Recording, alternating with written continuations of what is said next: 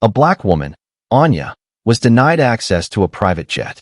It turned out it was hers, and she fired the entire crew. Have you ever been judged before even saying a word, dismissed simply because of the way you look or where you come from? This is the story of a powerful woman who faced that very moment, humiliated and underestimated in front of a crowd, only to reveal a truth that left everyone speechless. What happened next is a masterclass in justice and transformation, and it's a story you don't want to miss. Before we begin, where are you watching from today? Let us know in the comments. If you love inspiring stories of resilience and justice, make sure to hit that like button, share this video, and subscribe for more incredible tales. Your support helps us share these impactful stories with even more people. Now let's get into it. The mid-morning sun bathed the private terminal in a golden glow, its sleek glass facade reflecting the bustling activity of luxury travel. Limousines lined up neatly in the parking lot, their polished surfaces gleaming under the light. Inside, elegantly dressed passengers moved with an air of confidence, their conversations punctuated by the faint hum of engines. Outside Dr. Fiona Baker stepped out of her black car, her heels clicking softly against the pristine asphalt. She was the picture of poise, her tailored blazer fitting perfectly over a silk blouse, a subtle display of her refined taste. Her hair, pulled back into a low bun, shimmered under the sunlight. Her demeanor was calm, almost serene, as she pulled her luggage behind her and approached the terminal entrance. The automatic doors slid open with a quiet hiss, welcoming her into a space of polished marble floors and soft leather seating. A faint scent of fresh coffee and leather hung in the air, blending seamlessly with the understated luxury of the surroundings. Fiona approached the check-in counter, where a sharply dressed attendant greeted her with a professional smile. "Good morning, ma'am," the attendant said, her voice warm and accommodating. "May I have your name and flight details?" "Fiona Baker," she replied, her tone steady but polite. "I have a reservation for the private jet to Chicago." The attendant's fingers flew over the keyboard, her eyes scanning the screen.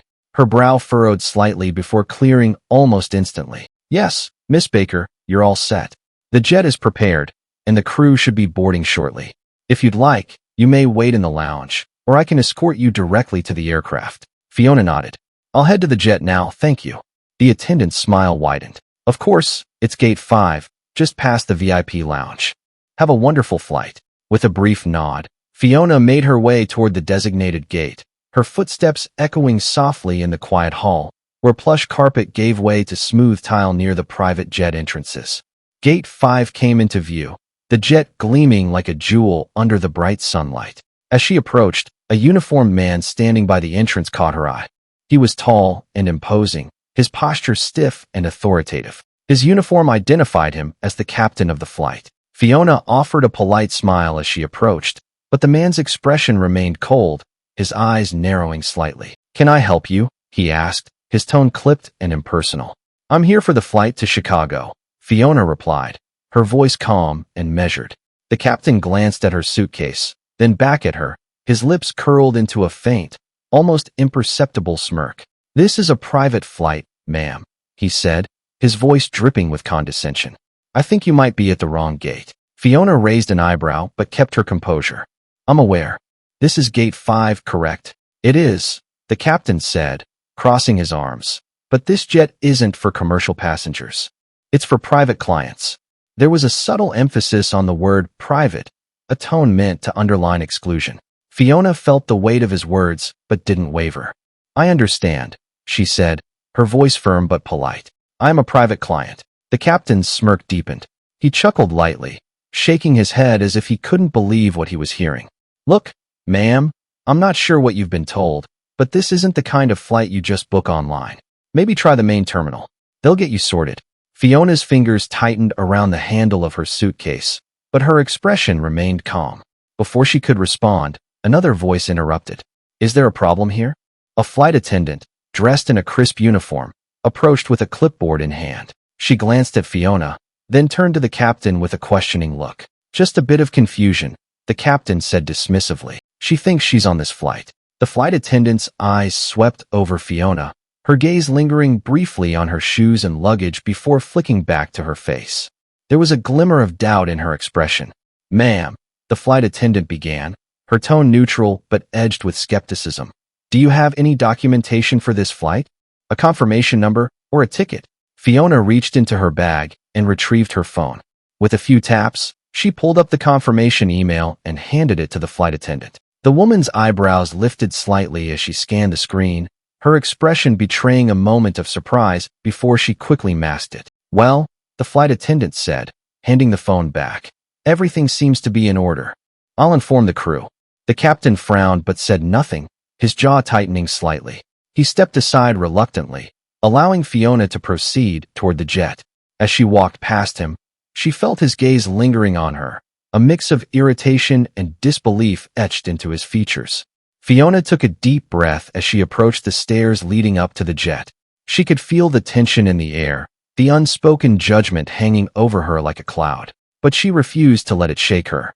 With her head held high, she ascended the steps, each step a quiet act of defiance against the assumptions that had been made about her. Little did they know, the real confrontation was only just beginning. The interior of the private jet was nothing short of exquisite. Plush leather seats, in a rich ivory hue, lined the cabin, their ergonomic designs promising comfort on even the longest flights. Polished wooden paneling gleamed under the soft glow of recessed lighting, and the faint scent of fresh flowers, mixed with a subtle hint of citrus, lingered in the air. A small dining table was set with fine crystal glasses and an elegant arrangement of orchids, their delicate petals untouched by the hurried pace of travel. Fiona Baker stepped into the cabin, her heels sinking slightly into the thick carpeting. Her eyes swept over the space, taking in the opulence that was, in many ways, a manifestation of her hard work and vision. This jet wasn't merely a luxury. It was a tool for efficiency, a mobile extension of her world-spanning endeavors. But her moment of quiet reflection was cut short as she caught sight of the crew. Captain Luke Hayes had followed her aboard, his posture stiff with visible irritation. Behind him, the flight attendant, Sarah, whispered to another crew member, though they kept their voices low. Their furtive glances in Fiona's direction made their thoughts clear. She doesn't belong here, Sarah muttered, loud enough for Fiona to catch the faint edge of disdain. Fiona paused, her hand resting on the back of a seat. Her gaze met Sarah's briefly, and the flight attendant quickly turned away, her cheeks flushing a deep red. Miss Baker, Captain Hayes said, stepping forward, his tone overly formal. I'm afraid there's been some sort of mistake.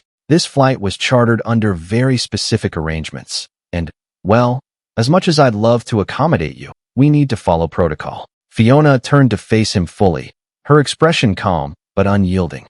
I'm well aware of the arrangements, Captain, she said evenly. I made them myself. Her words landed like a well-aimed arrow. Hayes blinked momentarily, thrown off balance, but quickly recovered. With all due respect, ma'am, these arrangements are highly exclusive. Perhaps you were misinformed. Misinformed, Fiona repeated, her voice soft but carrying an edge. By whom exactly? The aviation department of Baker Global? Or the executive team that manages this jet? The captain's face faltered, a flicker of doubt flashing across his features. Baker Global? That's correct, Fiona said, folding her arms. The holding company that owns this jet. My company. There was a beat of silence, heavy and awkward. The hum of the engines was the only sound, underscoring the tension in the air. Sarah stepped forward, her clipboard clutched tightly in her hands. Ma'am, she began, her voice tinged with forced politeness. We weren't given any indication that the owner would be joining this flight. We assumed. Fiona interjected, her tone sharp enough to cut through Sarah's excuse. You assumed I didn't belong here because of how I look? Sarah's mouth opened, then closed, her face paling. She stammered, That's not what I meant. Then what did you mean? Fiona pressed, her gaze unwavering. Because from the moment I arrived, I've been met with nothing but hostility and condescension. If it wasn't about appearances, then explain to me what it was about. The silence that followed was deafening. Hayes shifted uncomfortably, avoiding Fiona's eyes, while Sarah clutched her clipboard like a lifeline. The third crew member, a younger flight attendant who had remained quiet, looked down at her shoes, clearly wishing to be anywhere else. I'll tell you what it was about, Fiona continued, her voice steady but carrying the weight of authority. It was about assumptions. You saw a black woman walk up to this jet, and you decided that she couldn't possibly be the one in charge, that she couldn't possibly be your employer. And instead of checking the facts, you chose to demean and dismiss me. Hayes opened his mouth to respond, but Fiona held up a hand, stopping him. I've heard enough, she said firmly. And frankly, I don't have the patience to entertain excuses. She turned to Sarah, her eyes narrowing. You mocked me in front of other passengers. You treated me as though I were invisible, unworthy of basic respect. Is that how you represent this company? No, ma'am, Sarah stammered, her voice barely above a whisper. I didn't mean. You didn't mean to get caught, Fiona said sharply. Let's be clear about that. Hayes, clearly realizing the gravity of the situation, stepped forward.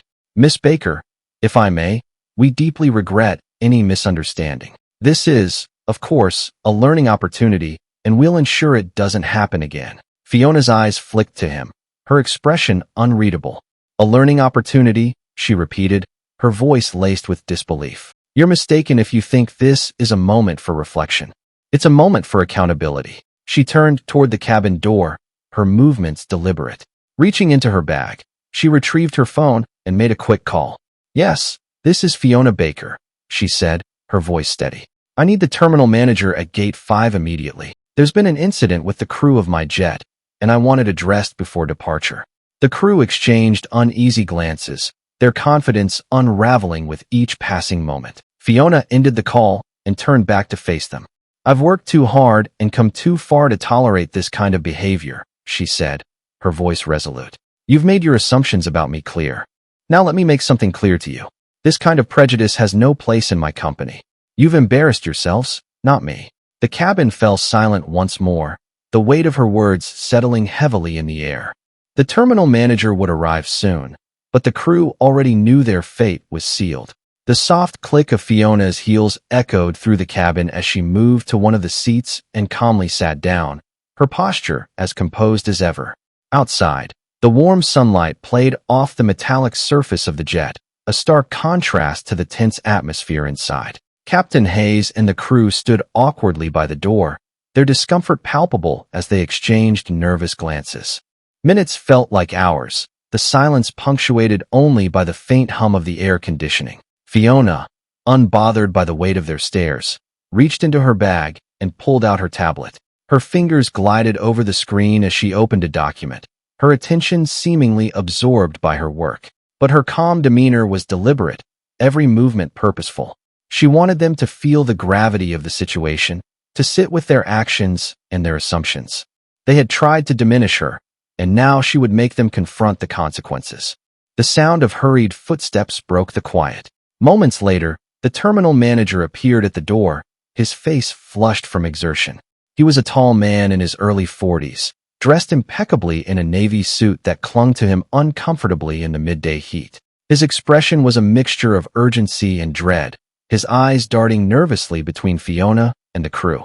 Miss Baker, he began, stepping into the cabin with a deferential nod. I came as quickly as I could. I deeply apologize for any inconvenience you've experienced. Fiona looked up from her tablet, her gaze steady and unflinching. Thank you for coming, Mr. Grant, she said evenly. I trust you've been briefed. The manager hesitated, then nodded. I was informed there was an issue with the crew. I'd like to assure you, ma'am, that we take these matters very seriously. Fiona gestured toward the standing crew, her expression unwavering. Then I suggest you start by addressing their behavior. From the moment I arrived, I was met with nothing but condescension and blatant discrimination. They made assumptions about who I am and what I'm capable of based on nothing more than how I look. The manager's face reddened as he turned toward Captain Hayes and the others. Is this true? He asked, his voice low but sharp.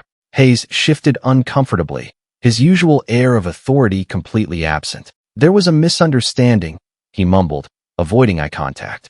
We didn't realize she was. You didn't realize I was what? Fiona interrupted, her voice calm but cutting. Your employer? The owner of the jet?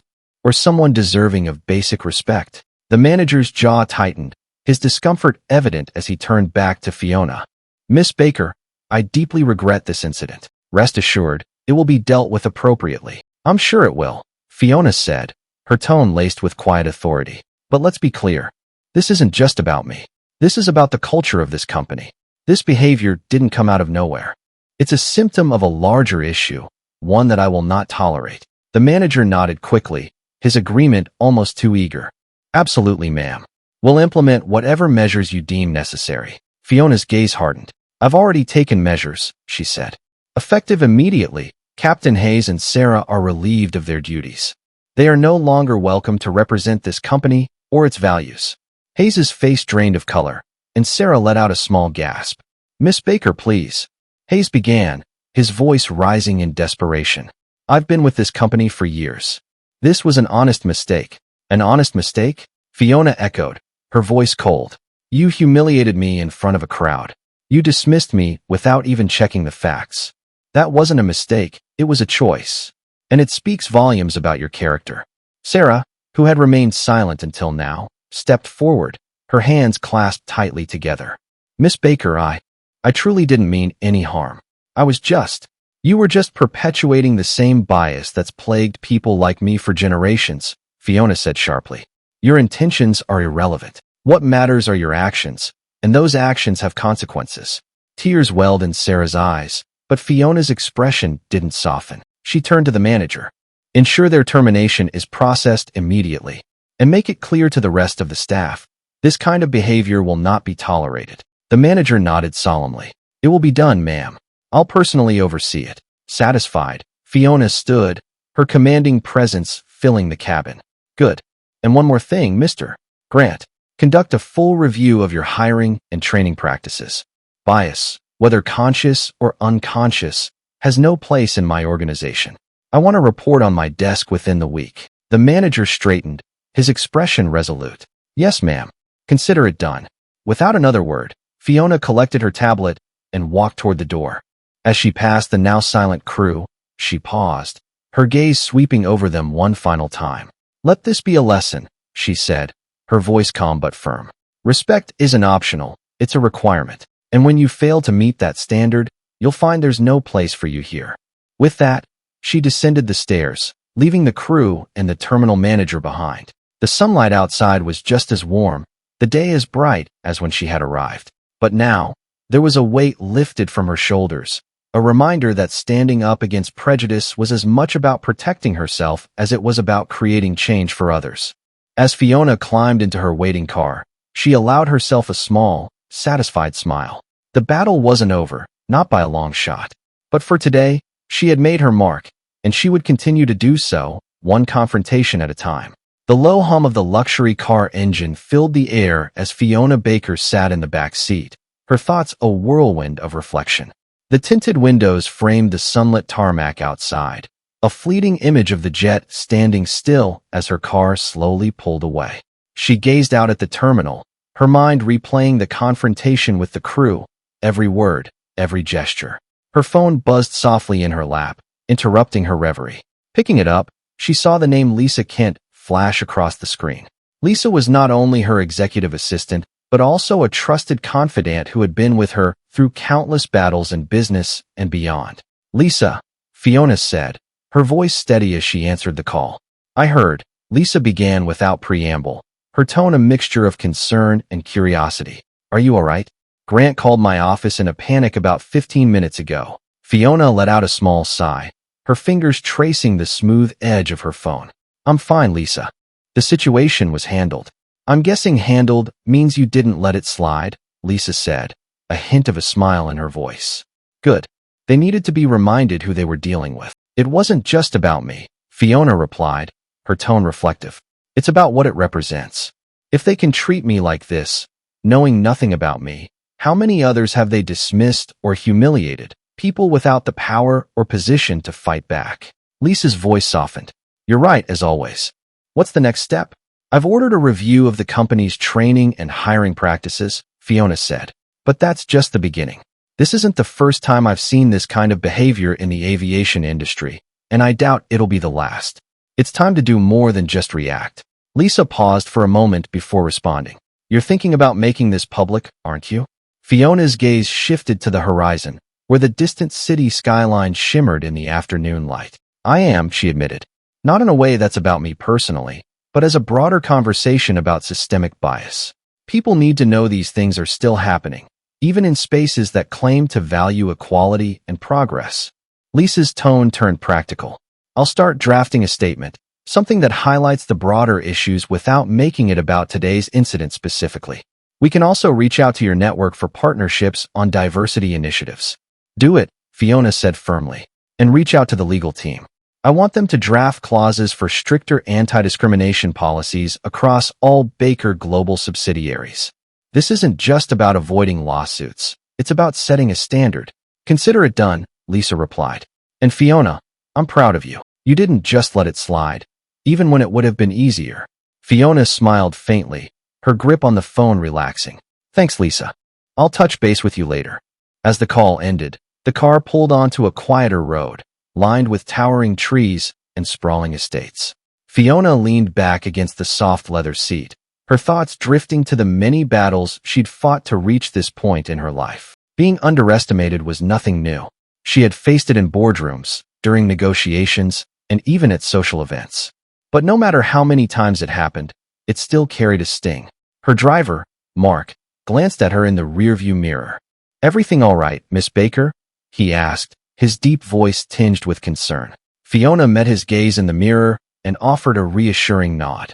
"Everything's fine, Mark. Just another day." Mark smiled faintly, his eyes warm with understanding. He had worked for her for years and had seen firsthand the obstacles she navigated daily, many of them invisible to those around her. As the car turned into the driveway of her estate, Fiona's phone buzzed again. This time it was a message, a brief but heartfelt note from her older brother, David. "Heard about what happened at the terminal. Proud of you, sis. You've always been the one to stand up for what's right. Let me know if you need anything." Fiona's chest tightened with emotion. David had always been her rock, even when they were kids. His words were a reminder of the strength she carried, not just for herself, but for her family and the community she represented. She stepped out of the car as it came to a gentle stop. The familiar sight of her home rising before her, the grand stone facade and manicured gardens, were a far cry from where she had started. But they were a testament to her determination and hard work. Yet even as she walked through the grand entrance, the weight of the day lingered. In her office, a sprawling space filled with bookshelves and the soft glow of afternoon light filtering through tall windows, Fiona sat at her desk. She opened her laptop and began typing notes for Lisa, ideas for partnerships, organizations they could support, and ways to make the changes she envisioned a reality. But as her fingers paused over the keyboard, she allowed herself a moment to reflect. She thought about the crew, their faces as they realized the gravity of their actions. She didn't relish their downfall, but she hoped it served as a wake-up call, not just for them, but for everyone watching. This wasn't about revenge, it was about change. And as Fiona Baker closed her laptop, her resolve solidified. She wouldn't stop until respect and equality were more than just words. They would be the foundation of every space she entered. The evening sun cast a warm, amber glow across the horizon as Fiona Baker sat on the terrace of her home, a steaming cup of chamomile tea cradled in her hands. The sprawling garden before her, filled with carefully curated flowers and shrubs, swayed gently in the breeze. Despite the serene surroundings, her mind was a hive of activity, her thoughts circling the events of the day and what they signified. She placed the cup down on a small glass table, her fingers lingering on its rim. Across from her, her older brother, David, leaned back in his chair. He had arrived unannounced shortly after she had settled in, bringing with him his usual calm presence and a six-pack of sparkling water, his contribution to any sibling catch-up session. "You're too quiet," David said, breaking the silence. He rested an ankle on his opposite knee, watching her with the kind of attentive gaze only an older sibling could master. "Talk to me." Fiona let out a soft sigh, her shoulders relaxing slightly. "It's not the first time something like this has happened, David," she admitted. "But every time it does, I wonder how much of this can one person change." David nodded thoughtfully, his gaze shifting to the horizon. "You've been changing things your whole life, Fiona, whether you see it or not." She smiled faintly, appreciating his words, but still feeling the weight of her thoughts. "I can fire a crew or implement new policies," she said.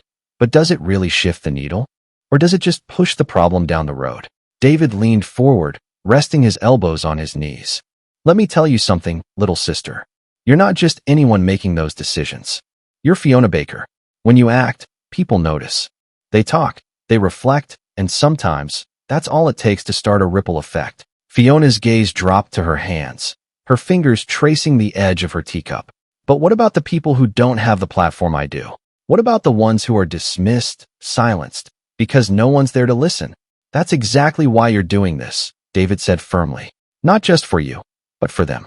You're building something bigger, something that lasts. His words lingered in the air between them, a quiet affirmation of the purpose she carried. Fiona took a sip of her tea, letting the warmth seep into her, grounding her. You're right, she said softly. It's bigger than me. Later that evening, Fiona retreated to her office.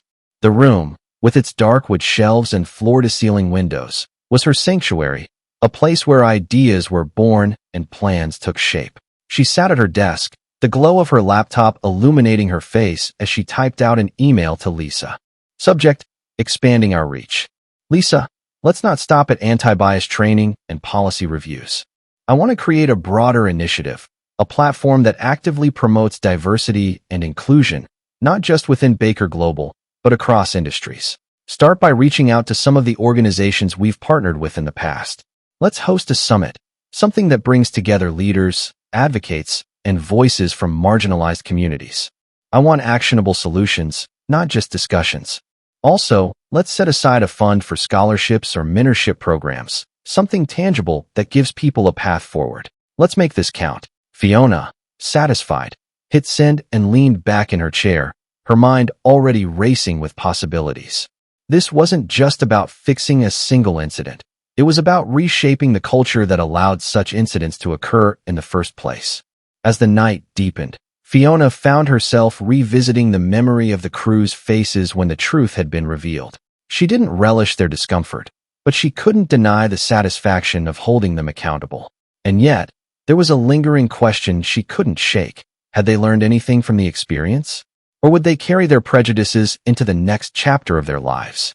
She opened her journal, a habit she had maintained since her college days, and began to write. Accountability is only the first step. True change requires understanding, an internal reckoning with the biases we carry, whether we're aware of them or not. I can hold people accountable, but can I help them see what needs to change within themselves? Is there a way to bridge the gap between consequence and growth? She paused, her pen hovering over the page.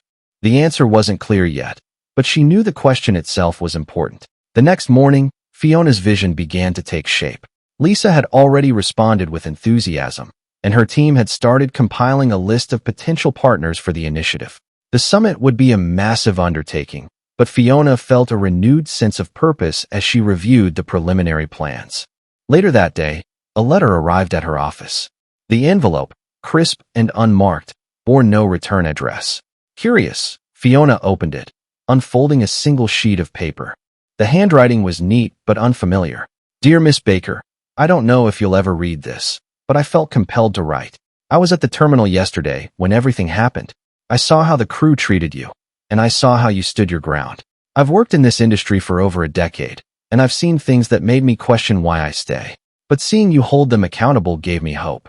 It reminded me that change is possible, even in places where it feels impossible. Thank you for showing us what strength looks like. Sincerely, a witness. Fiona stared at the letter for a long moment, her heart swelling with unexpected emotion. It was a small thing, a single letter from someone she would likely never meet. But it was enough to remind her that every ripple she created had the potential to touch lives she might never see. She placed the letter in her desk drawer, a quiet symbol of the impact she was striving to make. Then, with a renewed sense of determination, she returned to her work. There was so much to do, and she was ready for the challenge. The morning sunlight filtered through the tall windows of Fiona Baker's office, casting soft, golden hues over the rich mahogany desk and neatly organized files. Outside, the distant hum of the city served as a backdrop, its rhythm steady and unchanging. But inside, the atmosphere was charged with purpose as Fiona reviewed a stack of proposals that had been prepared overnight. The words from the anonymous letter she received lingered in her mind, strengthening her resolve. The proposals, meticulously compiled by Lisa and her team, detailed potential partners for the diversity and inclusion initiative Fiona was building. From grassroots organizations advocating for marginalized communities to corporate allies committed to equitable practices, the list was comprehensive. Yet Fiona couldn't shake the feeling that something was missing, something deeper, more transformative. A soft knock at the door pulled her from her thoughts. "Come in," she called, her voice steady. Lisa entered, carrying a sleek tablet and a notepad. Her tailored suit and confident stride reflected the efficiency she was known for, but the warm smile she offered was distinctly personal. "Good morning, Fiona," Lisa said, settling into the chair opposite her desk. "I wanted to go over the preliminary ideas for the summit. We've already had interest from a few key players." Fiona nodded, gesturing for her to continue. Lisa swiped through her tablet. "The National Equity Foundation is interested in co-hosting, which could bring significant visibility. They've also suggested including a panel featuring individuals who've experienced discrimination in professional settings. It could add a human element to the discussions." Fiona leaned forward, resting her elbows on the desk. "That's a good start," she said thoughtfully. "But I don't want this to turn into another event where people share stories, everyone claps, and then nothing changes. We need action, commitments, something tangible." Lisa's brow furrowed slightly as she considered this. What if we set measurable goals for participating organizations? A pledge to hire and promote a certain percentage of underrepresented individuals within a specific time frame. Fiona's eyes lit up. Now we're getting somewhere. But let's take it a step further. Offer resources to help them meet those goals. Training programs, mentorship initiatives, and access to networks that can support long-term change. Lisa jotted down notes, nodding as she wrote. "That's exactly what this industry needs. Less talk, more tools." As they continued brainstorming, the conversation turned to logistics. Fiona insisted on making the summit accessible, not just for executives, but for employees at all levels, particularly those from underrepresented groups. She wanted voices that were often silenced to be heard, their perspectives shaping the discussions. Lisa paused as she scrolled through her tablet. "There's one more thing," she said hesitantly. "We've received several media inquiries about yesterday's incident at the terminal. Some outlets are asking for a comment." Fiona's expression hardened slightly. "I'm not interested in making this about me. This initiative isn't about drawing attention to what happened. It's about addressing the larger issue." Lisa nodded. "Understood. I'll prepare a neutral statement, something that shifts the focus to the broader goals of the summit." "Good," Fiona said, her tone firm. "This isn't about headlines. It's about creating real change." Later that afternoon, Fiona found herself walking through the Baker Global headquarters. The building, with its towering glass facade and sleek, modern design, was a symbol of the empire she had built. But today, she wasn't thinking about its grandeur. She was thinking about its people. She stepped into the staff lounge. Unannounced, her presence drawing surprised glances from employees gathered around small tables. The room was modest compared to the executive suites, but it was warm and welcoming, a place where the heartbeat of the company could be felt. "Miss Baker," a young woman said, rising from her chair in surprise. "We didn't expect to see you here." Fiona offered a warm smile, motioning for her to stay seated. "I wanted to stop by and hear from all of you," she said, her voice carrying genuine curiosity. "Your thoughts, your ideas, whatever is on your mind." For a moment, there was a hesitant silence.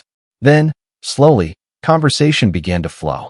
Employees shared their experiences, both positive and challenging. Some spoke of opportunities they had been given at Baker Global that they hadn't found elsewhere, while others hesitated before recounting moments when they felt overlooked or misunderstood.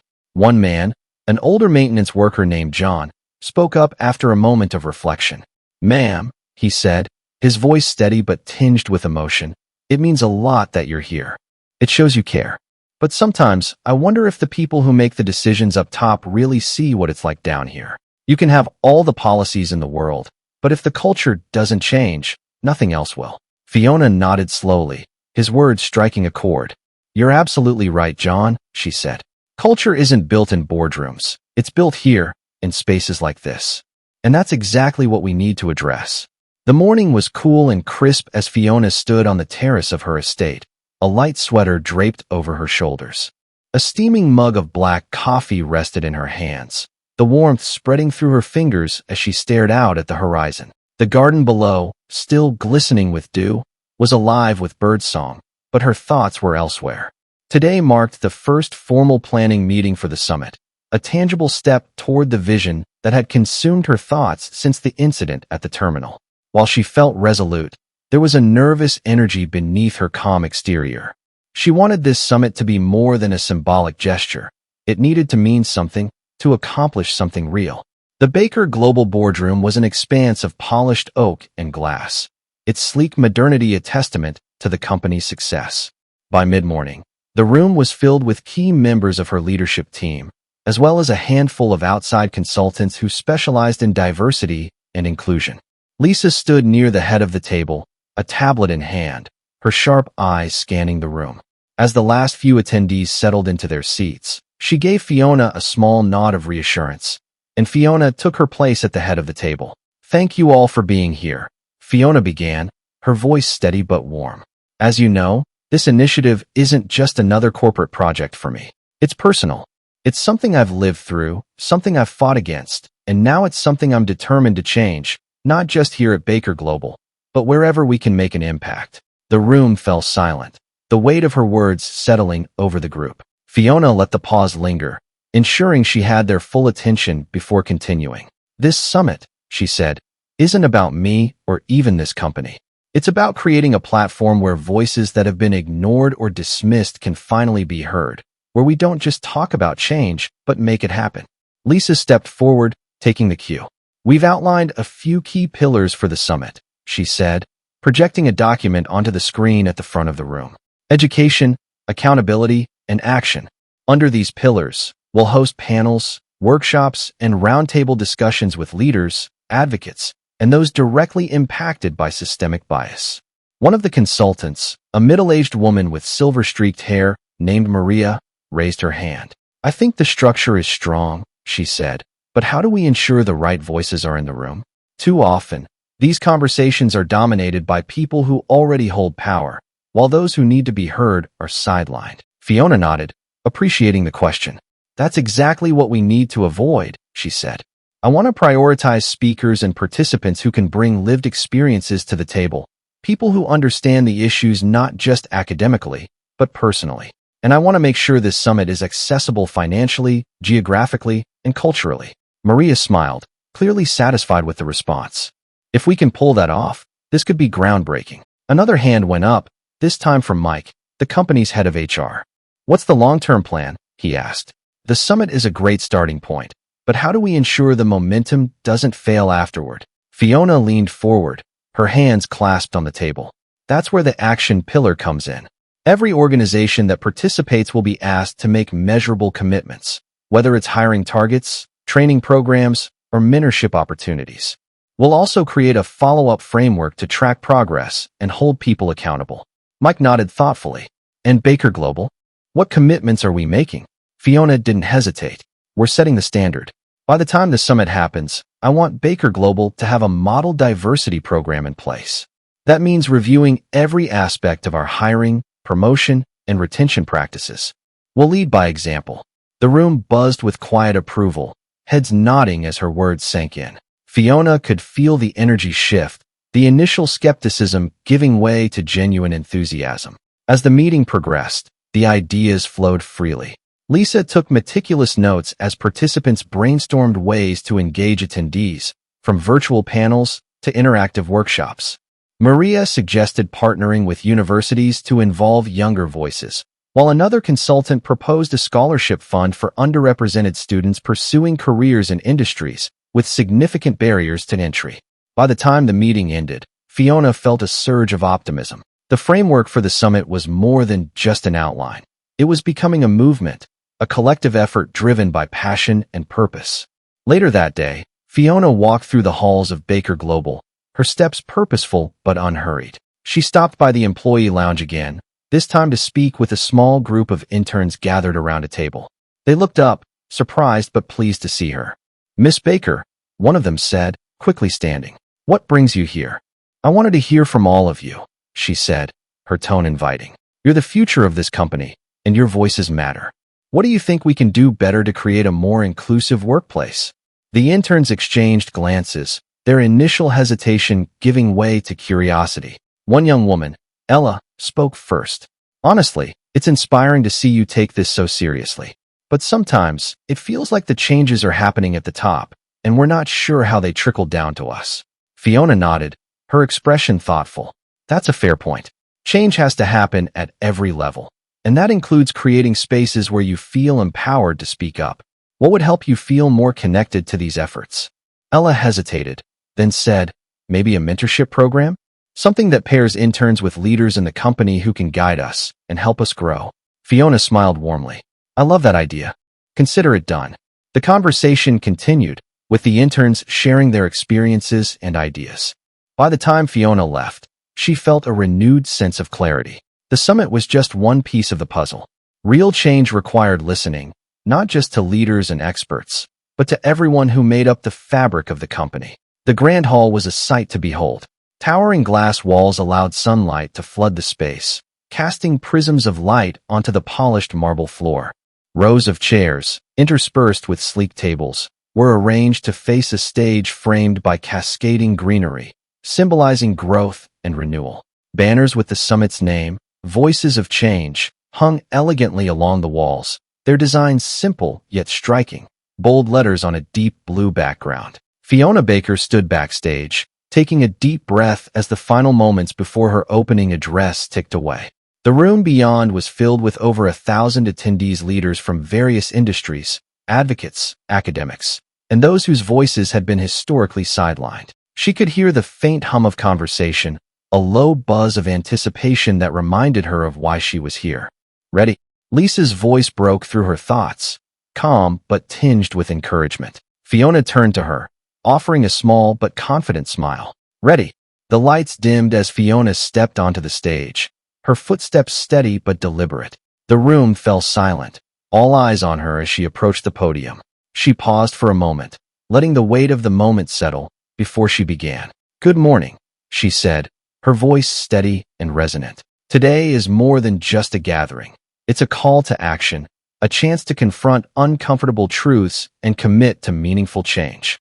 She paused, scanning the audience, her gaze lingering on faces that reflected a mix of determination, curiosity, and hope. For too long, she continued, we've lived in systems that silence certain voices while amplifying others. We've allowed biases, conscious or unconscious, to dictate who belongs and who doesn't. But today, we're saying enough. Today, we begin to rebuild.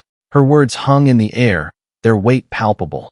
She went on to share her personal journey, not just the recent incident at the terminal, but a lifetime of experiences that had shaped her understanding of prejudice and resilience. When I was dismissed and belittled at the terminal, it wasn't new, she said, her tone measured. But what I realized in that moment was that my story wasn't unique. It was part of a larger narrative, a pattern that repeats itself in countless lives, in countless places. And that's why we're here, to break the pattern, to create something better. The rest of the day unfolded with an energy that felt electric. Panels featuring speakers from all walks of life shared stories of triumph and struggle, their words met with nods, applause, and even tears. Workshops encouraged attendees to challenge their assumptions, exploring the biases they carried and how to dismantle them. Leaders made public commitments to measurable goals, signing pledges to implement diversity programs, mentorship opportunities, and equitable hiring practices. One of the most moving moments came during a roundtable discussion featuring young professionals, including Ella, the intern Fiona had spoken to weeks before. Ella shared her vision for a workplace where every person, regardless of their background, felt seen and valued. Her words were met with a standing ovation, a testament to the power of her voice. Fiona watched from the audience, her heart swelling with pride. This was exactly what she had envisioned, a space where voices that were often overlooked could take center stage. As the day transitioned into evening, the summit concluded with a closing reception. Attendees mingled, their conversations filled with ideas and plans for the future. Fiona moved through the crowd, engaging in discussions and thanking participants for their contributions. At one point, she found herself face-to-face with Maria, the consultant who had been instrumental in shaping the summit structure. Maria raised her glass in a toast. To a future built on action, she said, her smile warm. Fiona clinked her glass lightly against Maria's. To a future where no one is silenced. That night, As Fiona returned home, she felt a profound sense of accomplishment. But she also knew this was just the beginning. The summit had planted seeds, but it would take ongoing effort to nurture them into lasting change. She sat at her desk, opening her journal one final time for the day. Reflection. Today, I saw what's possible when people come together with open hearts and minds.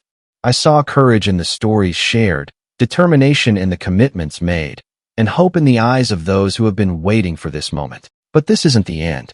Change is a journey, not a destination. We've taken the first step, but there's so much more to do. I will keep listening, keep learning, keep fighting, because the world we're building is worth it. Setting her pen down, Fiona leaned back in her chair, a small but genuine smile gracing her lips. Outside, the night was quiet, the stars scattered like seeds across the sky, a reminder that even the smallest lights could illuminate the darkest of places. And she would keep planting those seeds, one voice at a time. And so, what started as a moment of prejudice turned into a powerful reminder of accountability and the fight for respect. This story isn't just about one person. It's about the change we can inspire when we stand up against injustice. If this story moved you, don't forget to like, share, and subscribe to our channel. Hit the notification bell so you won't miss more inspiring stories like this one. Together, let's amplify voices that matter and create a world where everyone is valued.